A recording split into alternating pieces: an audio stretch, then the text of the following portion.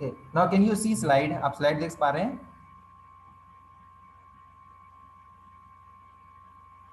बताइए, प्लीज बता दीजिए। Yes, sir. Okay, great. So अभी तक अपन ने बात की थी दोस्तों कि reservation is against the right to equality. So I said just sir कि no sir, reservation is not against the right to equality. क्यों सर? देखिए सर, ये बोलना चाह रहे हैं, एनसीईआरटी बताती है अपने को कि भाई साहब right for the right doesn't mean, मतलब राइट टू इक्वालिटी का मतलब ये नहीं, या फिर इक्वालिटी का मतलब ये नहीं है कि हर एक व्यक्ति को सेम ट्रीटमेंट दिया जाए। एग्जाम्पल मेल एंड फीमेल का मैं ले रहा था, राइट? ठीक है। सो इक्वालिटी का मतलब क्या है सर? इक्वालिटी का मतलब ये है सर कि एवरीवन को इक्वल अपॉर्चुनिटी होना चाहिए to achieve whatever one capable of. आपकी जितनी कैपेसिटी है उसके अकॉर्डिंग आप जो भी अचीव करना चाहते हो, उसके लिए आपके लिए एक इक्वल अवसर होना चाहिए सर। ठीक है। So affirmative action, basically affirmative action is like थोड़ा सा अच्छा वर्ड हो जाता है, एजुकेटेड टाइप का वर्ड हो जाता है। रिजर्वेशन इज लाइक, रिजर्वेशन बोलते हैं तो मतलब खून खोलने लगता है। सो इसलिए affirmative action by the state, state मतलब बात कर रहा हूं मैं स्टेट नेशन, अपने देश की। तो दोस्तों वो इसलिए होता है कि एक इक्वल अपॉर्चुनिटी प्रोवाइड की जाए। ठीक है। 33% रिजर्वेशन फॉर द वीमन, मतलब क्या है सर? उनको एक इक्वल अवसर तो मिले उनको। ठीक है। क्योंकि अगर अपन इलेक्शन की बात करें तो महिलाओं के लिए क्या कंडीशन होती है? पहली बात, अगर कैंपेन करने के लिए जाओ तो कितनी मुश्किल होती है, सिक्योरिटी ये वो, और पता नहीं हजार तरह के लोग आते हैं। अगर इज मेन मेन तो कहीं भी जाके रिजर्व वो कर सकते हैं, कैंपेन वगैरह सब कुछ कर सकते हैं। तो ज़्यादा अभी अगर देखते हैं परसेंटेज का तो कितने किसका है? पुरुष का ही है, पार्लियामेंट में देखते हैं। ठीक है सर। तो इसीलिए तो बोलते हैं कि सर उनको एक इक्वल इक्वल इक्वल क्या मिलना चाहिए सर? अपॉर्चुनिटी मिलना चाहिए ताकि वो भी यहाँ पर आए।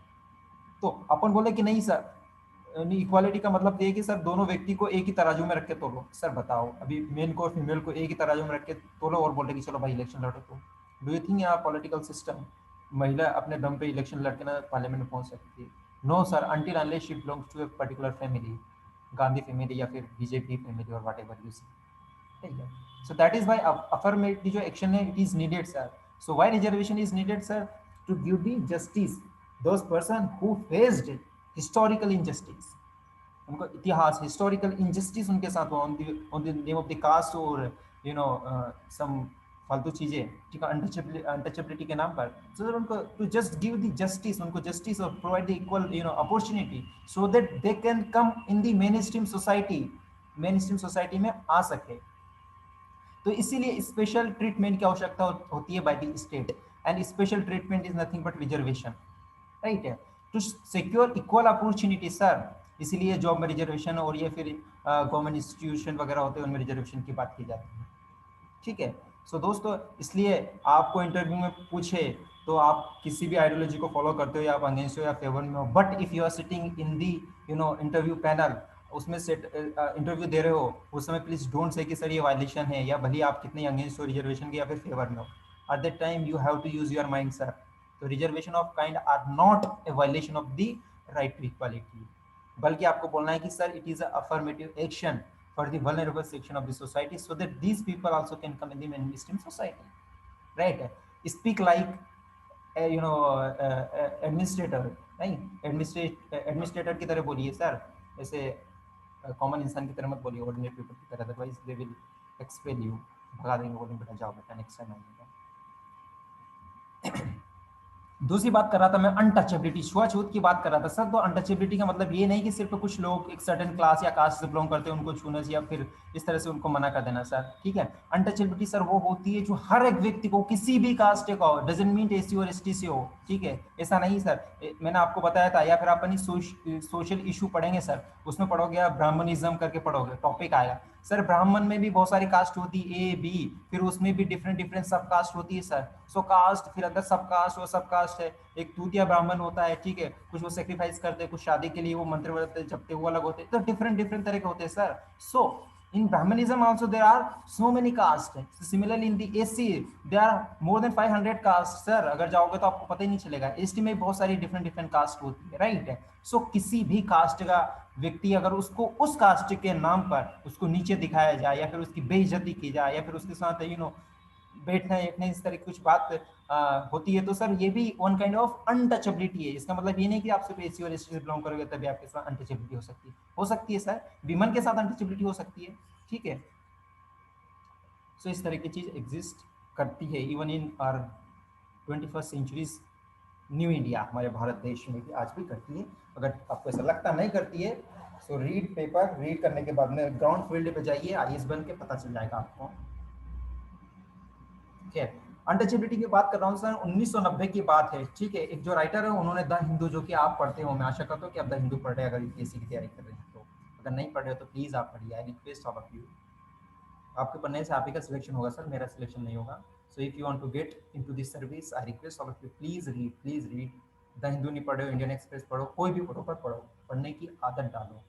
हिंदू, एक बड़ा अच्छा क्वेश्चन था, मैंने कहीं पढ़ा था, ऐसा था, किसी ने पूछा था कि sir what I should eat in the morning because as I am civil servant, तो मुझे क्या खाना चाहिए सुबह सुबह। तो किसी ने बहुत अच्छा जवाब दिया था, बोले द हिंदू न्यूज पेपर, तो नाश्ते की तरह खाना चाहिए द हिंदू। खैर, coming to the point, coming to the point कि द हिंदू न्यूज पेपर में लिखा था कि सर अनटचेबिलिटी कई तरह की होती है और कई तरह से उसको प्रैक्टिस की जाती है। एग्जाम्पल उन्होंने ये बोला था कि भाई जब तुम जो टी स्टॉल होता है वहां की जगह चाय पीने के लिए जाते हैं, तो जो चाय बेचने वाला बंदा रहता है वो 2 कप रखता है, एक फॉर पीपल ऑफ दलित और दूसरे अदर पीपल आते हैं उनके लिए। सो it is a kind of untouchability. Similarly barber के पास जाते हो तो वो मना कर देते कि भाई साहब आप दलित हो, मैं आपके बाल नहीं काटेंगे, ठीक है। बहुत जगह आप देखोगे सर कि वहाँ की जो क्लासरूम होते हैं, ठीक है, पानी के जो वाटर टैंक वगैरह होते हैं, वाटर पीने के लिए जो पॉट वगैरह होगा, ठीक है, घड़ा वगैरह होता है, वो डिफरेंट कास्ट के लिए डिफरेंट रखा जाता है, डिफरेंट डिफरेंट जगह पे, ठीक है। सिमिलरली आप देख सकते हो बहुत सारे केस आएंगे, जो ग्रूम रहता है, दूल्हा रहता है फ्रॉम द दलित कम्युनिटी, उसको हॉर्स पर राइड नहीं करने दिया जाता कि नहीं, बोले आप इस कास्ट को हॉर्स बैठ के मत जाइए, आपकी दुल्हन को लेकर मत आइए, राइट है। और दूसरी बात ये कि सर जो कॉमन हैंडपंप होता है सर, ठीक है, आपको अपने वाटर डिस्ट्रेस के बारे में पढ़ा था, ठीक है, वाटर डिस्ट्रेस किस तरह से प्रॉब्लम वगैरह सारी चीजें, चेन्नई वाला एग्जांपल लिया था। खैर, कमिंग टू पॉइंट कि जो दलित लोग होते हैं, अगर वो पानी भरने के लिए कोई हैंडपंप पे गए और लेट से कोई अपर कास्ट पर्सन आया, तो सर वो हैंडपंप को क्लीन करेंगे, पता नहीं क्या क्या करेंगे, वो अंदर तक भी क्लीन करते हैं, फिर आउटसाइड का पूरा एरिया फिर क्लीन करते हैं, फिर पानी भर के ले जाते हैं। सो it is a kind of also sir untouchability. So different form of the untouchability sir exist करती है, ये मैं नहीं बता रहा हूँ, एनसीईआरटी बता रही है, और आप प्रैक्टिकल लाइफ में भी जाके देख सकते हो। So it should not happen. Now we are going to talk about the fundamental rights in our constitution. अब हमारा फंडामेंटल राइट क्या कहते हैं सर, इसके बारे में हम बात करेंगे। सबसे पहले दोस्तों, फ्रीडम का मतलब क्या होता है sir? Absence of the constraint, आपके आपके काम में या आपकी जो भी कर रहे हो उस चीज में कोई बाधाएं ना हो, उसकी एब्सेंस होना चाहिए, तो उसको बोलते हैं हमारी फ्रीडम, ठीक है। लेकिन दोस्तों, इन प्रैक्टिकल लाइफ में हम बोलते हैं कि सर आप आपका बिजनेस कर रहे हो, उसमें कोई दूसरा व्यक्ति इंटरवीन ना करे, इंटरफेयर ना करे, ठीक है। सो हमारा जो कॉन्स्टिट्यूशन है वो कुछ राइट्स प्रोवाइड करता है भारत के सिटीजन्स को। तो वो कौन कौन से राइट्स है अपन देखते हैं और समझने की कोशिश करते हैं। सो पहला, rights of the freedom of speech and expression की अपन बात करते हैं दोस्तों। इसका मतलब ये है दोस्तों कि आप शांतिपूर्वक इकट्ठा हो सकते हो, कोई भी एसोसिएशन बना सकते हो, संगठन बना सकते हो, ठीक है। बहुत सारे बनता तो है कि ये मीणा संगठन है, ये एससी दलित संगठन है, ये ब्राह्मण संगठन है, और ये पता नहीं हिंदू महासभा संगठन है, लाभ लाभ, इस तरह के संगठन वगैरह आप बना सकते हो sir. It is your fundamental right sir, nobody can deny you. आप जिस भी आइडियोलॉजी में बिलीव करते हो, you can be part of that group, ठीक है सर। तो ये आपका क्या है, freedom of speech and expression kind of fundamental right है सर, ठीक है।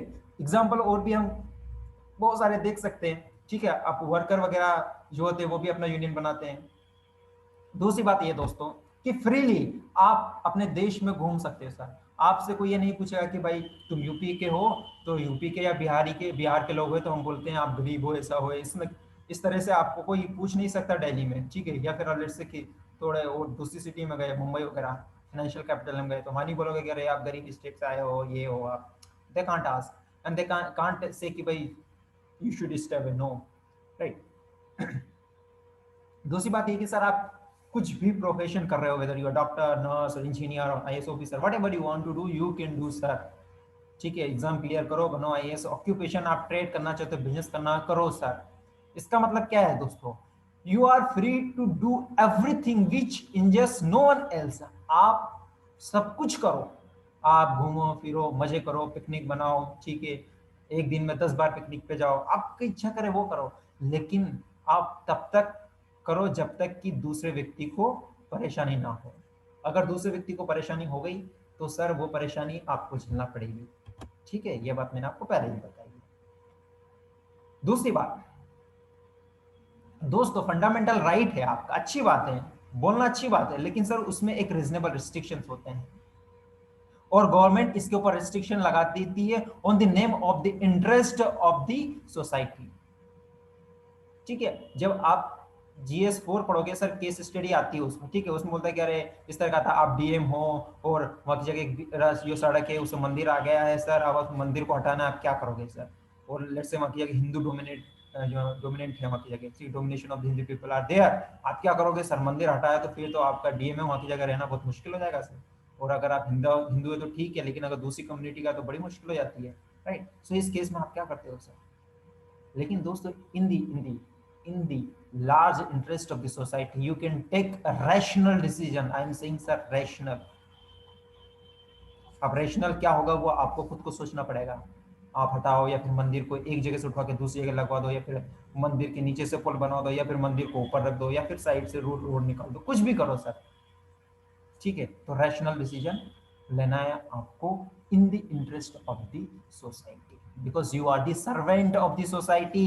प्लीज रिमेंबर, अपने आप को बहुत बड़ा ऑफिसर मत समझिए सर, IAS बन जाइए तो you are officer, but you should, एक बहुत अच्छा आर्टिकल आया था दोस्तों, मैं भूल गया कौन से डेट को आया था, बट यू मस्ट रीड, आप सर्च करिएगा कि इसका क्या आया था, India need administrator, rural administration, या एग्जैक्टली अब वर्ड है, रूरल एडमिनिस्ट्रेटर्स चाहिए सर, ना कि ऑफिसर्स चाहिए। प्लीज ये आर्टिकल को रीड कीजिए यदि आप इसकी तैयारी कर रहे हो तो, it was one of the best articles I would say. खैर, कमिंग टू द पॉइंट कि दोस्तों, इन द लार्ज सोसाइटी के इंटरेस्ट पर आपके ऊपर रिस्ट्रिक्शंस लगा दिए जाते हैं गवर्नमेंट के द्वारा, एंड इट इज फेयर। सो अपन कह सकते हैं कि दोस्तों, एक्सप्रेशन है वो एक इसेंशियल फीचर है डेमोक्रेसी का। ठीक है दोस्तों, लेकिन इसका मतलब ये नहीं कि आप अपनी फ्रीडम का इस्तेमाल इस तरह से करें कि सोसाइटी में वायलेंस हो, हिंसा हो। आप इस तरह का कोई कंस्पिरेसी ना करें, इस तरह का कोई षड्यंत्र ना रचे जो कि गवर्नमेंट को उखाड़ के फेंक दो। ठीक है, एंटी नेशनल टाइप के नारा, JNU में जिस तरह के नारे वारे लगे, अब कौन ने लगाया, किसने लगाया, ये तो मुझे भी नहीं पता, कोर्ट को भी नहीं पता है। ठीक है, तो आई कांट से कि दैट पर्सन, वो एक्स पर्सन, उसका नाम ये उसने किया, अगर मैं बोलता हूँ तो it is not right attitude. Coming the point no दोस्तों, आपके पास राइट से आप मीटिंग कर सकते हो सर, ठीक है, आपका दिल करे वो कर सकते हो, रैली कर सकते हो, नगाड़ा वगाड़ा सब कुछ बजा सकते हो, but you have to take permission and you have to do at the right time. ठीक है, आप कोई भी डेमोन्स्ट्रेशन कर सकते हो, आप प्रोटेस्ट कर सकते हो sir, it is part of the freedom of expression. Association वगैरह बना सकते हो, मैंने आपको बताया, वर्कर वगैरह, वर्कर्स यूनियन वगैरह रहते हैं, ठीक है, ताकि वो अपना इंटरेस्ट सर्व कर सके। और ये भी मैंने आपको बताया कि किसी भी पार्ट में आप देश के घूम सकते हो, लेकिन आपको पता होना चाहिए सर कुछ पार्ट में रिस्ट्रिक्शन है। तो आप सोचते होंगे अरे यार ये रिस्ट्रिक्शन, अपन बात करते हैं नॉर्थ ईस्ट जो अपने कुछ जो अपने स्टेट है वहाँ की जगह रिस्ट्रिक्शन है, तो आप तो बोलेंगे अरे यार ये हमारे freedom of speech and expression का उल्लंघन है। हाँ सर, अपन कह सकते हैं, लेकिन it is not right way to say. क्यों किया जाता है रिस्ट्रिक्शन? क्योंकि सर ये रीजनेबल रिस्ट्रिक्शन है बाय दी गवर्नमेंट। क्यों? क्योंकि सर वहाँ का जो ट्रेडिशन है, कल्चर है, उनकी वैल्यूज है, उनको प्रिजर्व करने के लिए ये चीज की जाती है। अगर आप हमेशा जाओगे, घूमोगे फिरोगे और आपको लगा कि भाई मेरे को तो नागालैंड में जाना है और वहीं पे सेट होना है, वहाँ के लोग बहुत अच्छे हैं, वहीं पर लैंड खरीदना, वहीं पर फैक्ट्री करना है, सर आपने उनका जो वैल्यू, जो कल्चर था ना ट्राइबल पीपल का, पूरा आने वाले 100 साल में पूरा खत्म कर दोगे, उनके अपना जैसा बना लोगे पूरा। फिर आप फिर फोटो में देखोगे अच्छा ट्राइबल लोग ऐसा हुआ करते थे, ओहो। ठीक है, जैसे आप अगर बड़े शहर जैसे दिल्ली या कहीं पे रहते हो तो आपको पता चलता है अच्छा सूरज ऐसा आता है क्या, ऐसा होता है क्या सूरज, मतलब सो के उठते नहीं हो, 10 बजे सो के उठते हो तो पता ही नहीं चलता है, तो आप मोबाइल में दिखाते हो बेटा हाँ सूरज ऐसा होता है, अपने बच्चों को दिखाते हो। कमिंग टू द पॉइंट, अब दोस्तों आप ये इस तरह की चीज भी कर सकते हो कि हमारी मांगे पूरी करो, हम क्या चाहते हैं आजादी, इस तरह के नारे वारे भी आप लगा सकते हो। ये आपका freedom of speech and expression है, जिस तरह से अभी फार्मर कर रहे हैं। सो it is part of the freedom of speech and expression.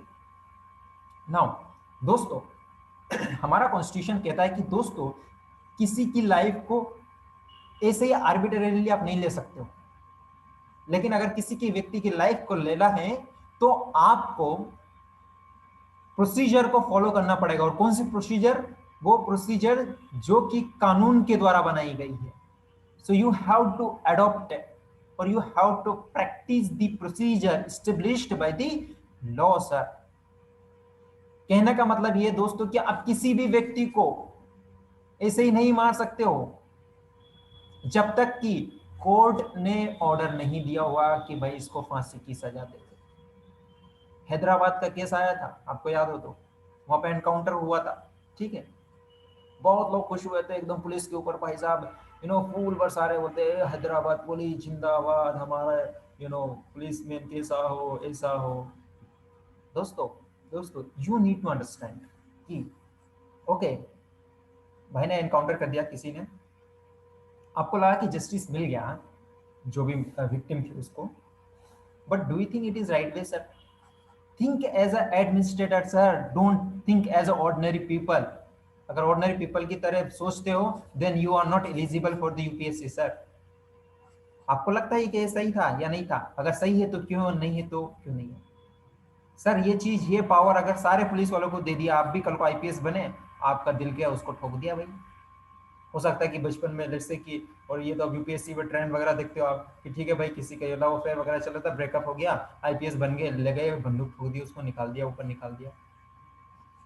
क्यों? क्योंकि आपको आंसरेबल नहीं है, बोल दोगे सर ये कुछ ऐसा कर रहा था। So do you think it is right वे? आपने क्या किया सर? आपने जुडिशरी को बाईपास कर दिया यहाँ पे। So sir we have judiciary, we have judicial system. So आपको क्या अधिकार है कि सर किसी भी व्यक्ति को लाइफ को आप ले लो? You don't have right to take others people life my dear friend. You can arrest them, you can ask them to present before the court, but तुरंत सर, तुरंत आप जस्टिफाई, तुरंत आप निर्णय नहीं दे सकते हो। अगर तुरंत दे रहे हो तो sir it is not good for the democracy. सबसे ज्यादा परेशान लोग कौन होंगे सर? इससे सबसे ज्यादा परेशान vulnerable section of the society के होंगे, जिनके पास पैसे नहीं है कोर्ट जाने के, जिनके अच्छे सारे कॉन्टैक्ट्स नहीं है, उनकी दिक्कत होगी सर। बहुत सारे क्रिमिनल्स है sir, I can't take take name of the criminals है, ठीक है, यूपी के हैं, ठीक है भाई, उसके ऊपर भी सेम चार्ज है, बट पुलिस ने उनका एनकाउंटर क्यों नहीं किया सर? यूपीएससी इंटरव्यू बोर्ड में पूछ सकते हैं सर। सो इसके ऊपर सोचिए, अगर यही चीज यहाँ पे हैदराबाद में अपना रही है, चीज यहाँ क्यों नहीं अपनाते हो सर? क्योंकि सर ये जानते हैं, जुडिशरी भी जानती है सर कि इट इज नॉट राइट वे, लेकिन लोगों को तुरंत खुश करने के लिए पॉलिटिकल प्रेशर के कारण ये चीज करना चाहिए। बट आप आईपीएस आईएएस बनते हो तो ये आपके ऊपर डिसीजन रहता है कि आप किस तरह से काम करते हैं। खैर कमिंग टू द पॉइंट कि सर जब तक कोर्ट ने अगर फांसी की सजा नहीं दी है तब तक आप किसी व्यक्ति की जान नहीं ले सकते हो सर, ठीक है। इट मीन्स क्या है कि गवर्नमेंट ऑफिसर और गवर्नमेंट के कोई भी मशीनरी व्यक्ति है वो आपको, सिटीजन को अरेस्ट नहीं कर सकती जब तक कि उनके पास लीगल जस्टिफिकेशन हो कि हम आपको इस केस में अरेस्ट कर रहे हैं। आपको पढ़ा हो तो मैंने आपको यही बताया था कि भाई साहब जब पुलिस आपको अरेस्ट करने के लिए आती है तो आपके क्या क्या राइट्स होते हैं। वो एफआईआर लिखते हैं, डेट लिखते हैं, तो आपके जो भी आपके कोई फ्रेंड वगैरह उनको कॉल वगैरह करने के लिए बोलते हैं, और बहुत सारी चीजें बताई थी। और विद इन 24 आवर आपको क्या जुडिशरी के बीच में क्या सामने क्या करना है, आपको प्रेजेंट करना है, ठीक है। ये सारे आपके राइट्स है, ठीक है। आपको उठाकर कोई भी पता चला कोई भी ऑफिसर आया पकड़ कर उठाकर डाल दिया, भाई दे कांट डू। अगर वो कर रहे हैं तो उनको जवाब देना पड़ेगा जुडिशरी में। अब दूसरा राइट आता है, that is right against exploitation. Right against exploitation. Okay guys, can you hear me? Unstable दिखा रहा थोड़ा सा इंटरनेट, तो आप मुझे सुन सकते हैं? Yes sir. Yes, sir. Okay, so right against exploitation, sir शोषण के खिलाफ अधिकार की अपन बात करते हैं। सो दोस्तों यहाँ पर बेसिकली तीन चीजों के बारे में बात की, स्पेसिफिक इविल से बुराई उनके बारे में बात की। कौन सी बात की सर? जिनको इलीगल चीज कही गई है। पहली बात तो ये कि सर कॉन्स्टिट्यूशन है, हमारा कॉन्स्टिट्यूशन है, वो trafficking in the human being. इसका मतलब क्या है? ट्रैफिकिंग का मतलब ये होता है सर ह्यूमन बीइंग को खरीदना और बेचना। मूवी में देखते हो ना, कुछ रहती है रैकेट वगैरह चलता है, उसमें कुछ गर्ल्स रहती है, उनको खरीदते बेचते, वही वाले ट्रैफिकिंग की बात कर रहा हूँ मैं, ठीक है। सो ट्रैफिकिंग वगैरह उसमें होती है। तो ये हमारा कॉन्स्टिट्यूशन प्रोहिबिट करता है। क्यों? क्योंकि सर उनका शोषण होने वाला है। कोई किसी लड़की या लड़के को बेच रहा है, ह्यूमन बींग को बेच रहा है, तो क्या होगा? उसका शोषण ही होगा सर। उनके साथ फूल में माला से आरती तो करेंगे नहीं, ठीक है। और ये एक तरह का इमोरल भी है, ह्यूमन के इमोरल पर्पस के लिए ये चीज की जाती है, ठीक है। So it is not good. हमारा कॉन्स्टिट्यूशन बोलता है अगर कोई करता है then he can be punished. हमारा कॉन्स्टिट्यूशन इस बात को भी प्रोहिबिट करता है कि सर लेबर, फोर्स लेबर या फिर बेगर वगैरह चीज होती है उनको भी प्रोहिबिट करता है। So any form of beggar is a practice where the worker is forced to render service to his master, ठीक है सर। कब? बहुत ही कम पैसे पर उसको फोर्स कर रहा है। लेट्स से आपकी फैमिली बहुत ही एकदम लेट्स से सरदार फैमिली आती है आपके पास, बहुत सारे पैसे, आपके पास कोई खाना बनाने वाली आ रही है, उसका बच्चा भी एक है 10-12 साल का, तो उसको बोलता है कि बेटा आपके दीदी या फिर जो भी आप बोलते हो आपके घर में मैट को, तो बोलते हैं कि चलो आपके बच्चे को भी स्लेव है, उसको मतलब वो लगा दो यहाँ पर काम पे, तो एक तरह से लेबर की तरह, वो बेगर की तरह काम करेगा। और आपको 5,000 रुपये दे रहे हैं, उसको 2,500 रुपये देंगे। सो ये क्या सर? इकोनॉमिक एक्सप्लोइटेशन है, ठीक है। आप ठीक से उनको प्राइस नहीं दे रहे हो।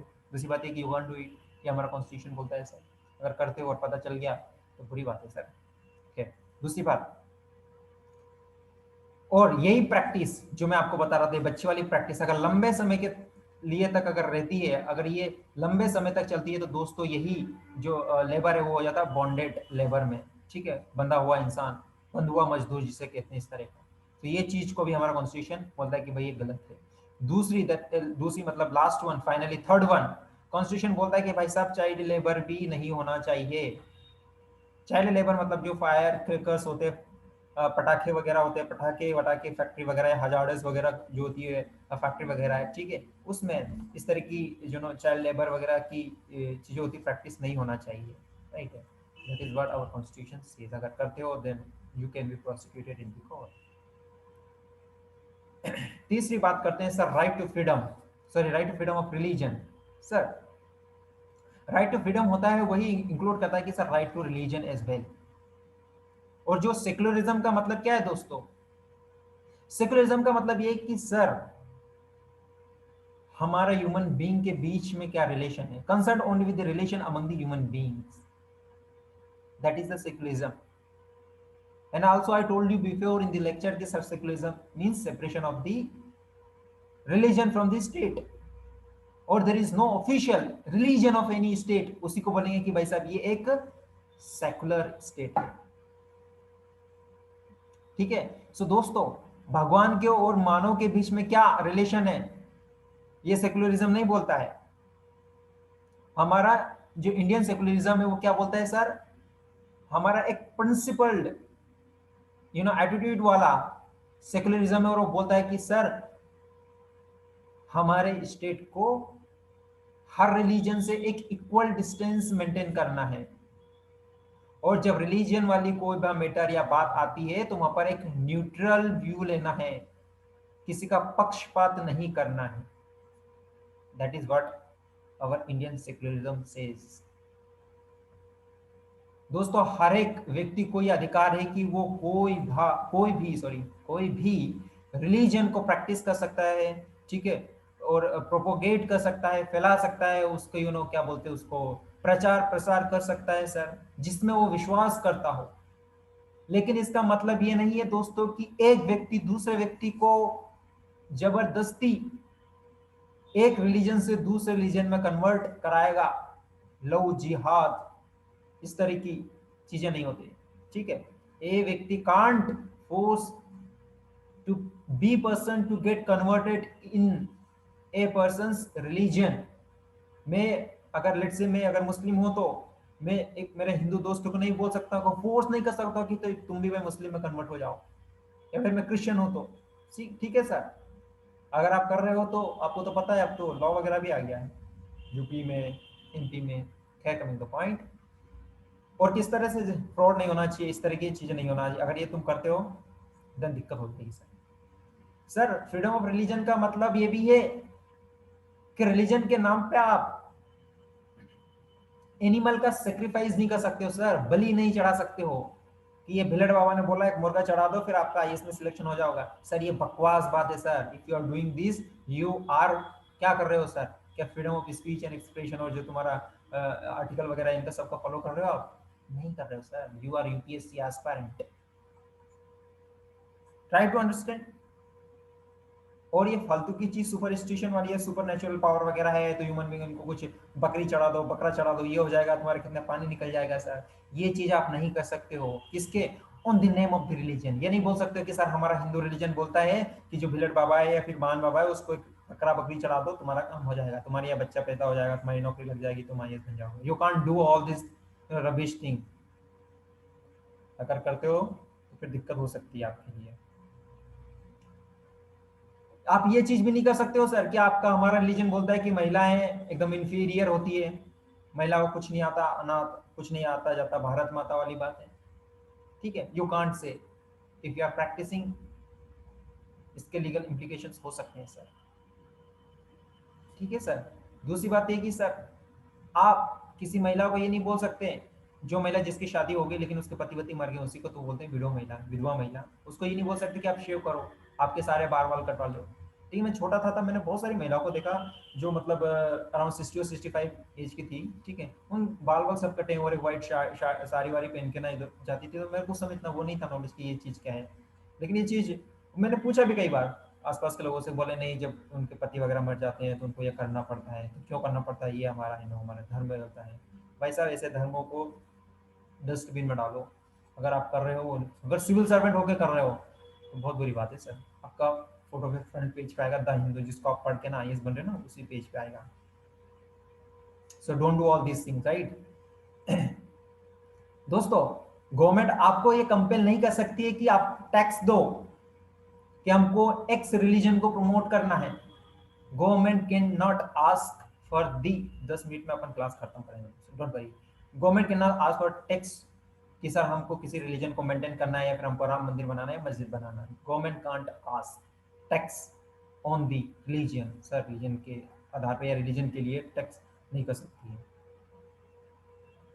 और सर कोई गवर्नमेंट इंस्टीट्यूशन है तो वहां पर सर रिलीजन जो इंस्ट्रक्शन होते हैं वो नहीं हो सकते हैं सर। लेट्स से आप मॉर्निंग प्रेयर में करते हो कुछ भी प्रैक्टिस हिंदू से रिलेटेड या मुस्लिम से रिलेटेड है, अगर आप डिफरेंट रिलीजन से बिलोंग करते हो सर यू कैन डिनाई। आपकी जो टीचर है, प्रिंसिपल है, वो आपको कंपेल नहीं करेंगे। अगर वो कंपेल करते हैं then you can say sir it is my fundamental right, I don't want to practise, I practise some other religion, so he can't compel you. Sir अगर कंप्लेन करते then you can complaint against the principal also. क्यों? It is your fundamental right, you can go to the Supreme Court और high court. खैर वो बात मैं आगे बताऊंगा, फ्लो में बताना पड़ता है, आ जाता है। खैर कल्चरल एंड एजुकेशनल राइट की अपन बात करते हैं सर, आर्टिकल 29 एंड 30 की अपन बात करते हैं सर। दोस्तों इसकी आवश्यकता क्यों होती है सर? इसलिए होती है कि भाई साहब मेजोरिटी अगर बहुत ज्यादा लोग हैं या फिर मेजोरिटी की जो कल्चर है, वैल्यूज है, अगर वो जो सॉरी माइनॉरिटी उनके ऊपर इम्पोज की जाएगी तो सर जो माइनॉरिटी की जो ट्रेडिशन है, कस्टम है, चीजें सारी की सारी क्या हो जाएगी? वेनिश हो जाएगी, खत्म हो जाएगी सर। या फिर वही वाला केस होगा कोसोवा वाली, ठीक है, क्या क्या था वहां पे, अल्बेनियन वगैरह हुआ करते थे, सबसे उन्होंने क्या मारा, पकड़ पकड़ के मारा, भगा दिया, एथनिक ग्रुप। ठीक है, ये वाली चीज हो जाएगी। तो इसीलिए सर हमारा कॉन्स्टिट्यूशन बोलता है कि सर कल्चरल और एजुकेशनल राइट हम देंगे किनको? माइनॉरिटी को, एनी सेक्शन। और माइनॉरिटी का मतलब ये नहीं कि सिर्फ सर धर्म के आधार पर, सर लैंग्वेज के आधार पर भी हो सकते हैं, on the basis of the language. ठीक है, और किसी भी व्यक्ति को बोला ना admission to any educational institution maintain by the government, और गवर्नमेंट से कोई पैसा वैसा आता है उस इंस्टीट्यूशन को, सो किसी व्यक्ति को मना नहीं कर सकते एडमिशन देने से on the basis of the और on the ground of the religion और लैंग्वेज। कोई तेलुगु का व्यक्ति नॉर्थ एरिया में आता है, लेट्स से दिल्ली में आता है या फिर मध्य प्रदेश सेंट्रल इंडिया में जाता है, बोलता है कि मुझे एडमिशन लेना है, तो दिल्ली के स्कूल के जो भी मार्ट साहब है वो ये नहीं बोल सकते कि भाई साहब आप तेलुगु बोलते हो या तेलुगु कल्चर आते, वी कांट एक्सेप्ट यू और वी कांट गिव एडमिशन। भाई दे कांट सर। सो आपको पता है कि जो हमारे माइनॉरिटी वगैरह हैं उनको राइट है कि वैसा वो अपना एजुकेशनल इंस्टीट्यूशन वगैरह खोल सकते हैं, जैसे जामिया इस्लामिया वाला जो है, जामिया मिलिया इस्लामी यूनिवर्सिटी है, जेएमआई करके, ठीक है, और एएमयू मुस्लिम अलीगढ़ यूनिवर्सिटी। ये इंस्टीट्यूशन क्या है सर? ये माइनॉरिटी इंस्टीट्यूशन है, इजंट इट? सो माइनॉरिटी का यहाँ पर मतलब ये नहीं कि सिर्फ रिलीजन के आधार पर माइनॉरिटी है sir, at the national level पे। सर बहुत सारी ऐसी प्लेसेस है जहाँ पे कुछ लोग होते हैं एक पर्टिकुलर लैंग्वेज को मेजर टीम बोलते हैं, लेकिन दूसरे जो लोग बचे हैं वो दूसरी लैंग्वेज बोल रहे हैं, लेट्स से एक्स लैंग्वेज बोल रहे हैं, तो उनके नंबर ऑफ पीपल बहुत कम है, तो लैंग्वेज के आधार पर भी माइनॉरिटी होती है, isn't it?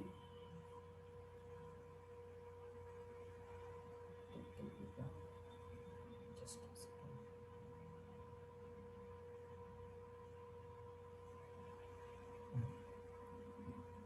आवाज आ रही दोस्तों आपको? Yes sir. नाउ हम राइट को कैसे सिक्योर कर सकते हैं, सुरक्षित कैसे कर सकते हैं? देखो दोस्तों, अपने पास आर्टिकल 32 दैट इज क्या बोलता है, राइट टू कॉन्स्टिट्यूशनल रेमेडीज, संवैधानिक उपचार का अधिकार। सर ये स्टेटमेंट आ सकता है यूपीएससी में डायरेक्ट है कि राइट टू कॉन्स्टिट्यूशनल रेमेडी एक कॉन्स्टिट्यूशनल राइट है। सर ये अपने आप में कॉन्स्टिट्यूशनल राइट है और ये राइट बहुत ही इंपॉर्टेंट है। और डॉक्टर बी आर अम्बेडकर ने भी कहा था कि भाई साहब जो आर्टिकल 32 है ना सर, उसी को बोलते हैं, क्या बोलते हैं sir, the heart and soul of our constitution. ये स्टेटमेंट कई बार आया है, प्लीज रिमेंबर किसने बोला था कि article 32 is called is the heart and soul of the constitution of India, said by the doctor B R Ambedkar, chairman of the drafting committee. इसको क्यों बोलते हैं सर? इसका मेन रीजन ये कि सर जितने भी फंडामेंटल राइट आपको दे रखे हैं सर, अगर उनका कोई वायलेशन होता है तो इसी फंडामेंटल राइट का यूज करते हुए आप सुप्रीम कोर्ट या हाई कोर्ट जाते हो। इसका मतलब क्या है दोस्तों? इसका मतलब ये है कि आपके जितने भी फंडामेंटल राइट है उनको यदि ग्राउंड लेवल पे इंप्लीमेंट करवाना है तो सर आपके पास आर्टिकल 32 होना ही चाहिए। Is that clear my dear friend? अगर ये नहीं है then you can't go supreme court. अगर सुप्रीम कोर्ट नहीं जा सकता है, जा सकती हो, तो सर आपके फंडामेंटल राइट है उनका हनन होगा और you can't exercise your fundamental rights. इसलिए डॉक्टर बी आर अम्बेडकर ने बोला कि ये राइट बहुत इंपॉर्टेंट है। सॉरी।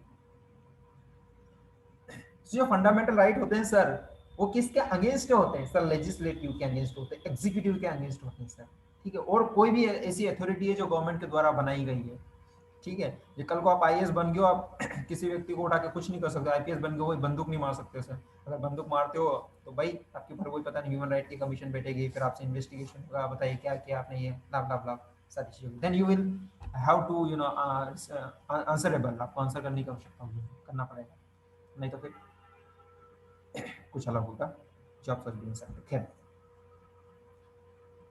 सुप्रीम कोर्ट और हाई कोर्ट के पास ये पावर है दोस्तों कि यदि आपका फंडामेंटल राइट का हनन हुआ है तो वो रिट्स जारी कर सकती है। रिट्स का मतलब होता है सर एक काइंड ऑफ डायरेक्शन या फिर ऑर्डर होता है ताकि आपके फंडामेंटल राइट को इंप्लीमेंट करवा सके।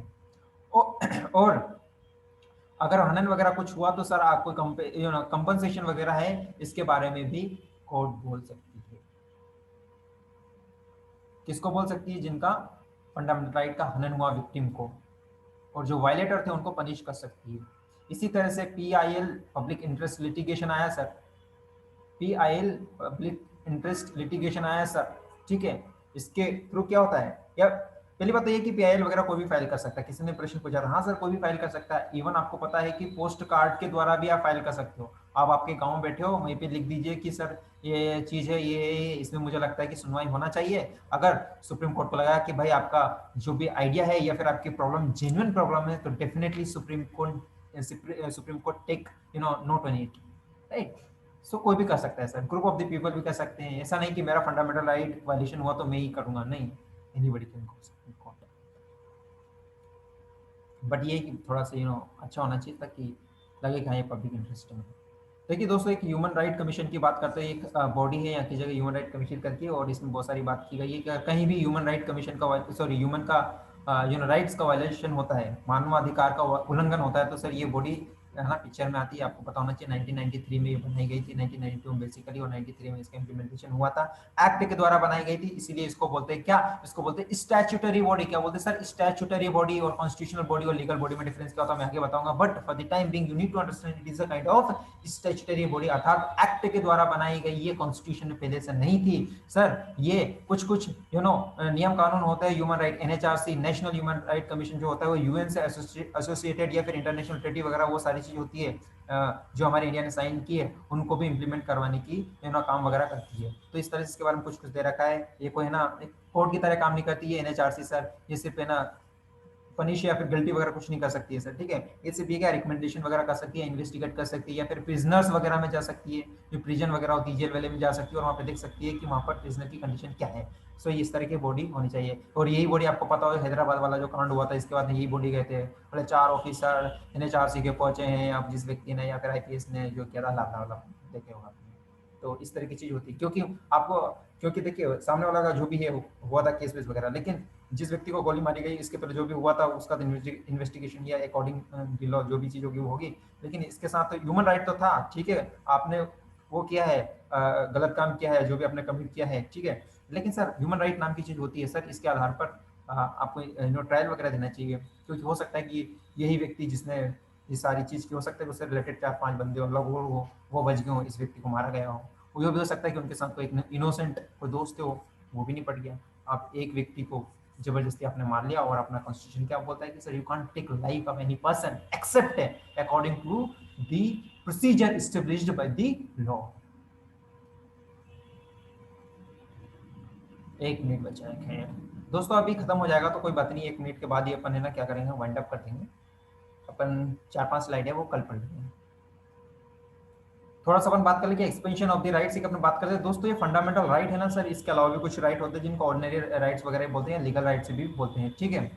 लेकिन जो फंडामेंटल राइट्स है, ही सारे जो राइट्स वगैरह होते हैं वो इमर्ज जो होते हैं, ठीक है दोस्तों। और ओवर द ईयर अपना जो कॉन्स्टिट्यूशन है, अपनी सुप्रीम कोर्ट वगैरह है, ठीक है, आपको पता है कि अपना कॉन्स्टिट्यूशन एक लिविंग डॉक्यूमेंट है, तो सुप्रीम कोर्ट उसका टाइम टाइम पे अमेंडमेंट करती रहती है, और बोलती रहती है कि भाई ये भी एक फंडामेंटल राइट के अंतर्गत आता है। जैसे राइट टू लाइफ वगैरह की बात करते हैं, ठीक है, फिर राइट टू फूड वगैरह की बात करते हैं, तो ये शुरू शुरू मेंशन नहीं होता, लेकिन लास्ट